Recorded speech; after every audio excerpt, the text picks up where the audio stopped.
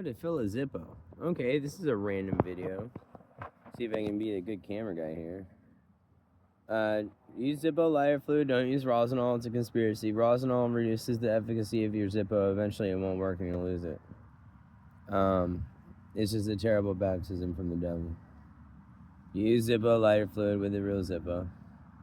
Even though Rosinol is flammable. And then opening a Zippo can. Actually, I've noticed that you can remove the insert from a Bic and you can just use the edge of the Zippo and open it up. It's actually very difficult normally to open a Zippo can.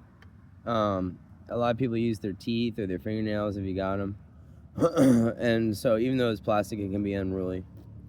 And then, yeah, and take your Zippo. I put a lot of glitter in mine, so it's a little different. And then what you want to do, what I've noticed, is just careful of the vapors. Just give it a slow pour. You don't want to just squeeze it out and fill it up right away. So we're just giving it a very slow pour. I'm trying to see how high it is. Okay, it's at the top of the cotton insert in the bottom. And I'm going to squeeze a little more.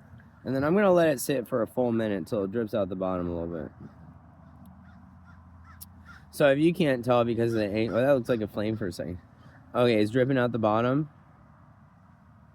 Okay, so then stuff the wick inside and make the wick inside like a little curly Q instead of being straight out like before. Give it a little blow. Actually, you can give it more than one, just try and dry it out a little bit, and then go back to the top, and then squeeze in the Zippo fluid. You can go a little bit faster this time because it's already saturated. It's going to drip out the bottom. There you go, all the way to the top. And then try and hold it in with your finger a little bit there. And then slowly close down on the top. Okay, and then quickly rotate it and then put it back in the insert. Make sure the cotton in the bottom, the top, not the insert, but the top, is fully aligned. You do not want your Zippo fluid bouncing around in the bottom of the Zippo canister, the metal part the insert goes into.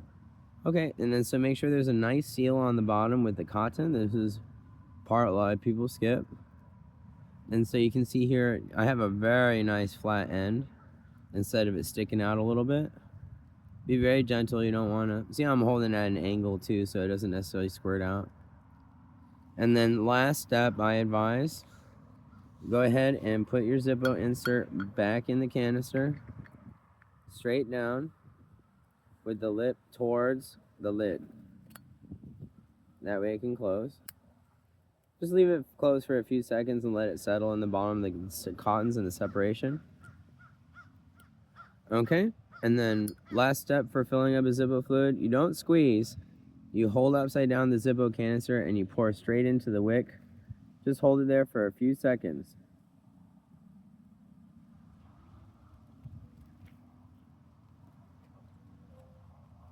I'm watching what's going down. The wick is actually sucking it down to the top of the cotton and getting some dry stuff wet. So I'm leaving it here. And if you don't think it's coming out, it is coming out for sure. Just give it the tiniest little, just the heat of your fingers will make it drop out. And there you go, guys. You have a properly loaded Zippo. This setup should last you a few days. You should not have to worry about any needs from a Bic lighter unless you're doing something very specific. You should not have to worry about your Zippo going empty when you go to the club at night and you're smoking cigarettes and you're trying to look cool while you're setting things alight. So thank you for tuning in to our Zippo tutorial.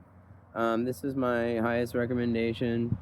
We've been messing out with the system for a while, and it even improved it during the video, you know. When you take your time, it really makes a difference. And then lastly, my last piece of advice, while you're using your Zippo, make sure not to ever try and break the seal with the insert. You want it to stay all the way in the bottom. You don't want to ever want anybody pulling your insert out or messing with it or flipping it in such a way like it's fancy so that this insert comes out at all. You want it to remain a seal. So I would not, now that it's fully loaded, I would not pull this out until you're reloading it next time. Okay, guys?